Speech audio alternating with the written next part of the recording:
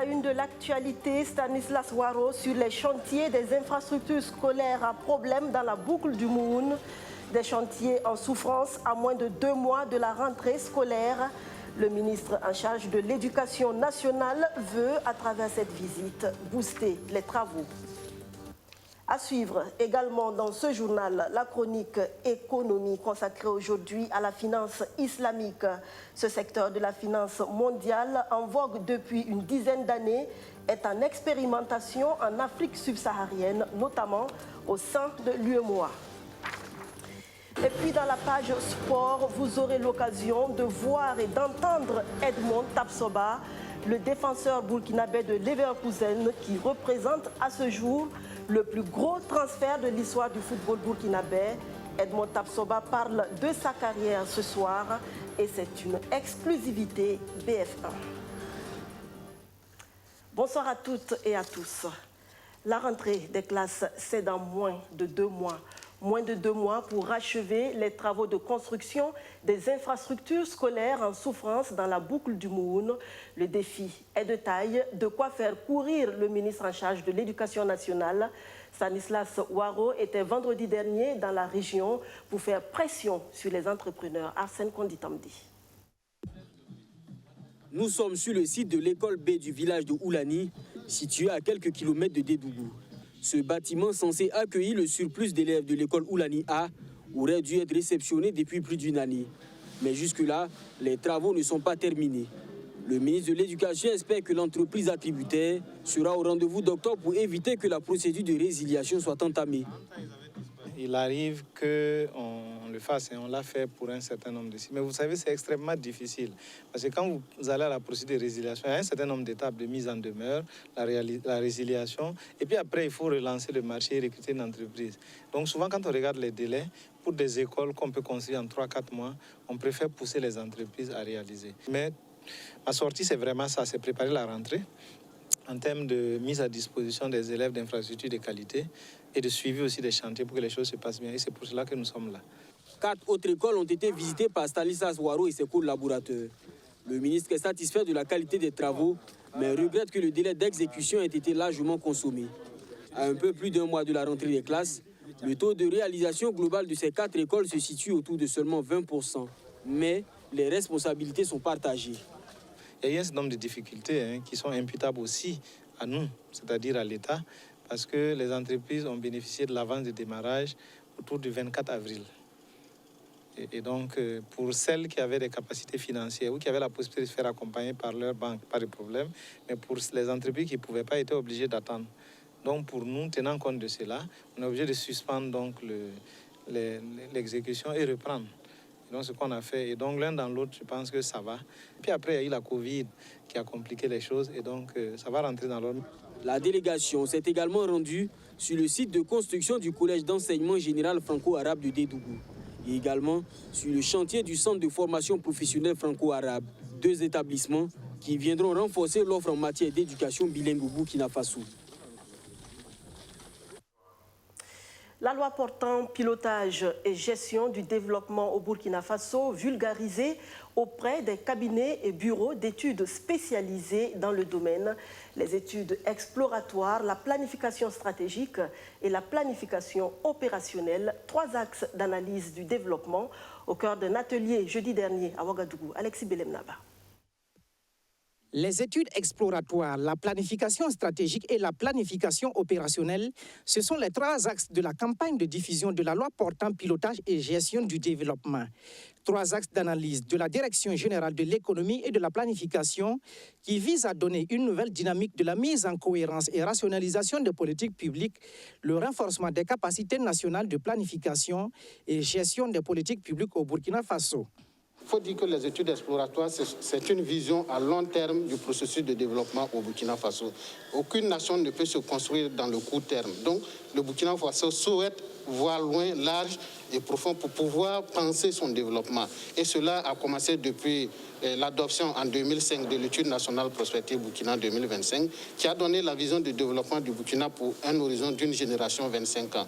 Et aujourd'hui, il nous reste 5 ans pour la fin de cette étude prospective-là. Et cette loi nous permet de d'évaluer cette étude prospective et de nous projeter d'ici 2025 pour que, à la fin de l'étude nationale prospective Burkina 2025, nous puissions avoir une autre vision prospective qui, au minimum, sera de 30 ans. Pour la secrétaire générale de la région du Centre, cette campagne de diffusion de la loi portant pilotage et gestion du développement permet d'aborder les vraies questions du développement. L'atelier de ce matin vise à vraiment donner de larges informations sur la loi portant planification. C'est très important pour nous au niveau de la région du Centre parce que vous savez que toutes les décisions politiques là sont basées sur des planifications. Tant qu'on n'a pas pu planifier, c'est difficile effectivement c'est difficile d'aborder le développement dans ce sens-là. Donc c'est une activité assez importante pour nous. 40 participants des bureaux d'études et cabinets exerçant dans la planification du développement prennent part à cet atelier. À l'issue de cette campagne, il est attendu des participants l'appropriation de toutes les dispositions de la loi portant pilotage et gestion du développement et des propositions pour son opérationnalisation.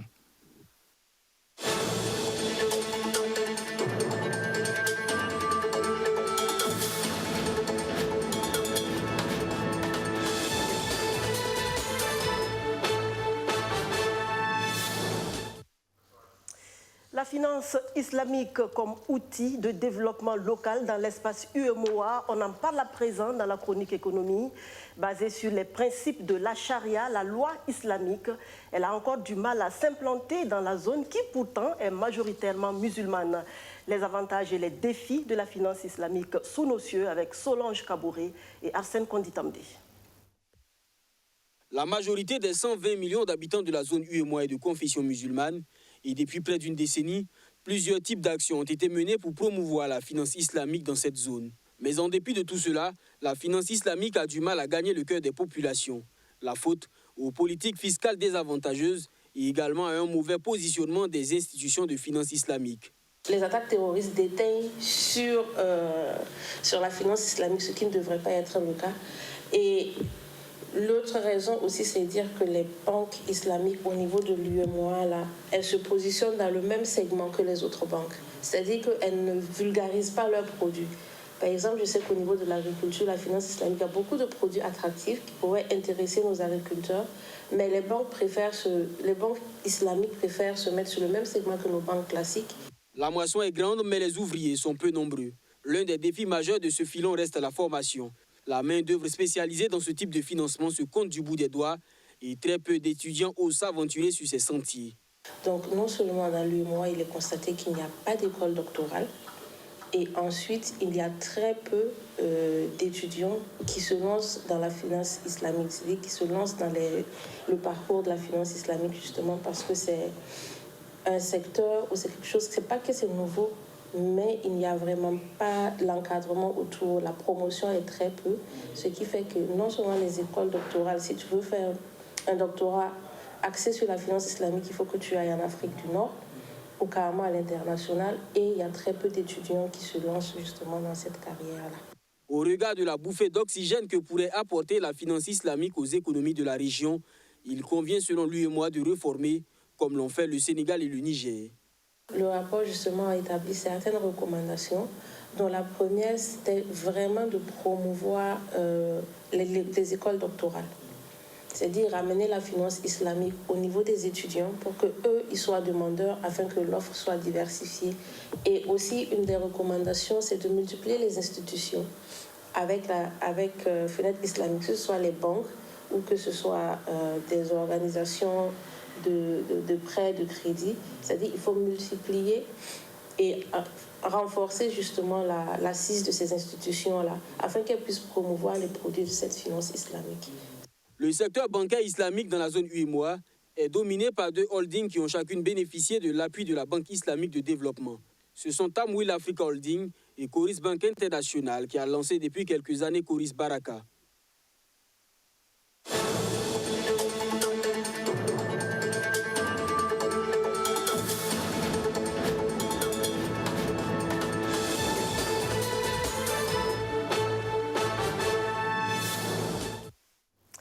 Le Fonds national de solidarité, méconnu également du grand public burkinabé. Cet instrument de finances publiques à caractère social et humanitaire existe depuis 1983.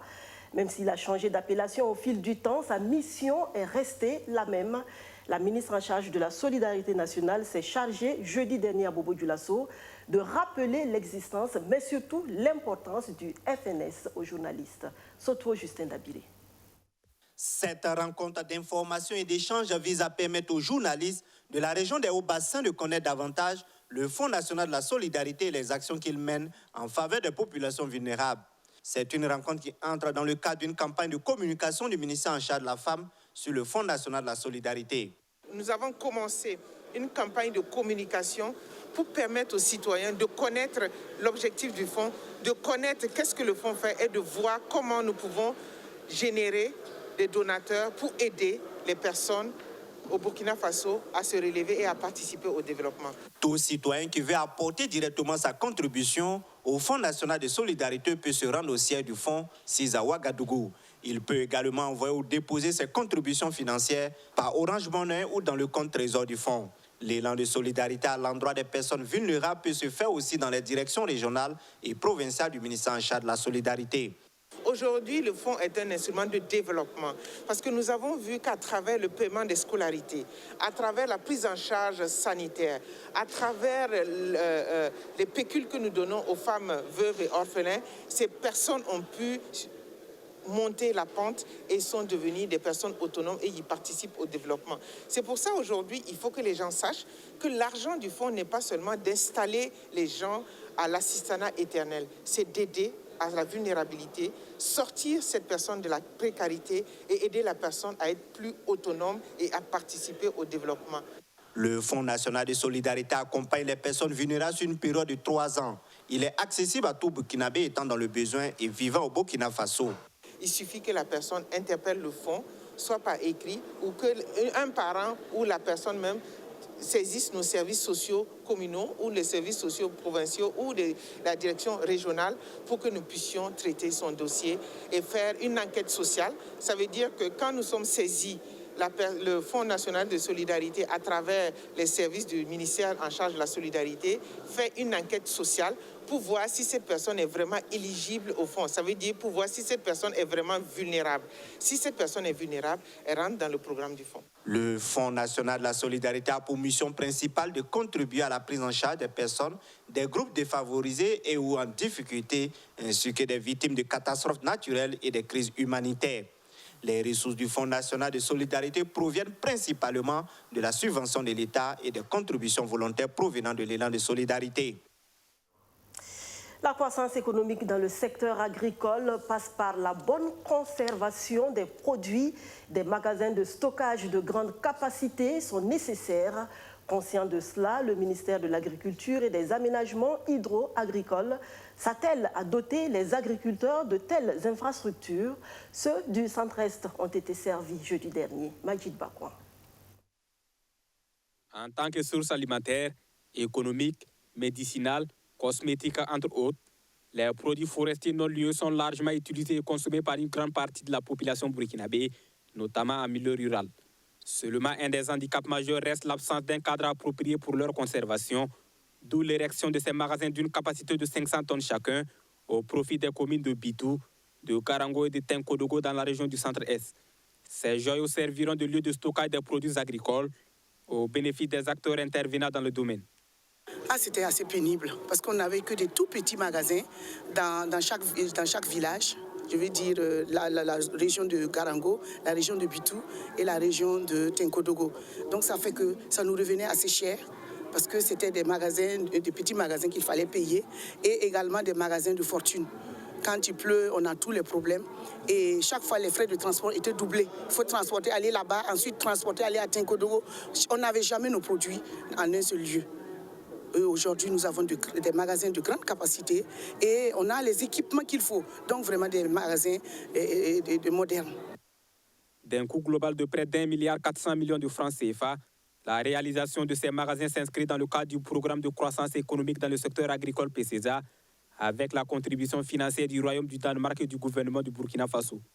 La réalisation de ces bâtiments s'inscrit donc dans le cadre de la mise en œuvre de la sous-composante B2 du programme, notamment développer des tissus d'infrastructures stratégiques pour la région.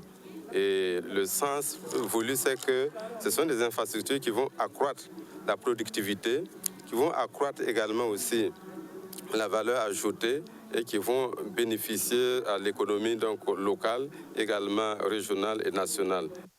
Après l'inauguration des infrastructures, la cérémonie a été cadencée par une visite de stand d'exposition des produits locaux et une plantation d'arbres. À la découverte d'un jeune plasticien burkinabé, nous reprenons la direction de Bobo Dioulasso, car c'est à la Maison de la Culture de Sia qu'on peut voir les œuvres de notre talentueux artiste. Il fait dans la récupération et la transformation d'objets usés. Soto Justin Dabili. Yaya Fofana dit Zimapi a décidé de donner vie à des objets jugés au départ inexploitables et hors usage.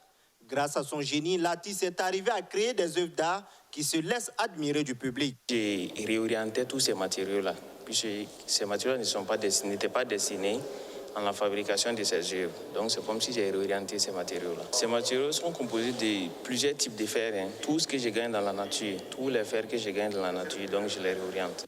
Un rêve d'enfance est devenu une réalité grâce à la détermination et le talent artistique de ce jeune plasticien. Son art, Yaya le doit à ses parents et administrateurs autour de qui il a tout appris depuis son jeune âge. Parce que mon papa était au village artisanal, donc je partais là-bas. Donc c'est là qui m'a donné le goût de ce travail-là. Voilà. Et d'ailleurs, même quand j'étais petit, je partais à l'atelier. Et quand je travaillais, mon papa qui me chassait, il me disait que je gaspille le courant, que je gaspille le fer. Donc, il y a des fois, même ce que je faisais, il prenait et puis il jette. Mais en fin de compte, il voyait que les gens appréciaient. Voilà, donc, finalement, il m'a laissé. Devant l'originalité de ses œuvres, le premier vice-président du Conseil régional des Hauts-Bassins ne voit que le talent d'un génie créateur. J'avoue que nous avons été émerveillés, grandement surpris par le génie et l'aspect original donc, des œuvres que nous avons vues ici. Et nous avons simplement admiré. On a senti du beau. On a senti de l'originalité de la création et nous ne pouvons que l'encourager. Cette présentation est la toute première exposition solo dans la carrière de l'artiste. Il enregistre à son actif des expositions collectives et des participations à des activités culturelles d'envergure nationale et internationale comme la Semaine nationale de la culture et les Jeux de la francophonie. Sport football pour finir, il s'appelle Edmond Faisal Tapsoba, transféré à 20 millions d'euros, soit 13 milliards de francs CFA, de Guimarães au Portugal, au Bayer Leverkusen en Allemagne. L'ancien pensionnaire de Salitas est devenu le joueur le plus cher de l'histoire du football burkinabé. Son talent et son sérieux lui ont permis de s'imposer rapidement dans son nouveau club. En vacances au pays et en exclusivité pour BF1, Edmond Tapsoba parle de sa carrière. C'est grâce à la manière dont mes coéquipiers m'ont reçu, m'ont bien accueilli, le coach m'a placé une confiance en moi. Parce que si je ne me trompe pas bien, c'est lui qui me voulait, donc il savait déjà les plans qu'il avait pour moi. Quand je suis arrivé, il m'a ouvert la porte et j'ai su saisir ma chance. Ouais, je peux dire que ça c'est une saison à Leverkusen parce que dès que je suis arrivé, je n'ai raté que 2 matchs.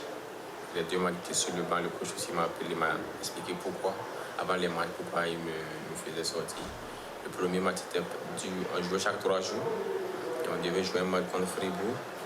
Il m'a appelé, il m'a dit, je veux faire toute l'équipe parce que le match pour moi est important. J'ai dit ok. Et le dernier match, c'était avant la finale qu'on a perdu contre le Bayern Munich.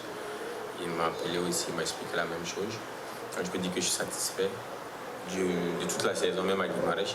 Parce que je peux dire que c'est ma première saison professionnelle. Et j'ai joué plus de 50 ou 47 matchs. Donc je peux dire que je n'arrive pas mieux que ça. Oui, je pense à chaque fois quand je m'entraîne, je pense que c'est talent parce que c'est ici que tout a commencé. Et je serai toujours fier de représenter mon pays. Quand je joue à Leverkusen et que je me mets en tête que les milliers, des millions de Burkinabés me suivent, ça me donne la force de me battre sur le terrain et de montrer qu'au Burkina aussi il y a des joueurs talentueux.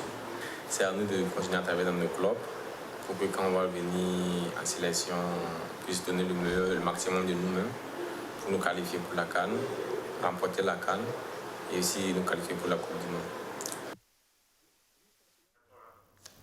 John William Somda, Madi Zongo et les autres chroniqueurs de Sport Time se feront le plaisir de revenir tout à l'heure plus longuement sur ce défenseur burkinabé qui fait la fierté de toute une nation. Restez donc branchés sur BF1. Le travail assidu et bien fait, comme on le voit avec Edmond Tapsoba, tôt ou tard, paye toujours, car le succès n'est rien d'autre que la somme de petits efforts répétés au quotidien. Pensez-y et passez d'agréables moments en compagnie de nos programmes. À demain, j'espère.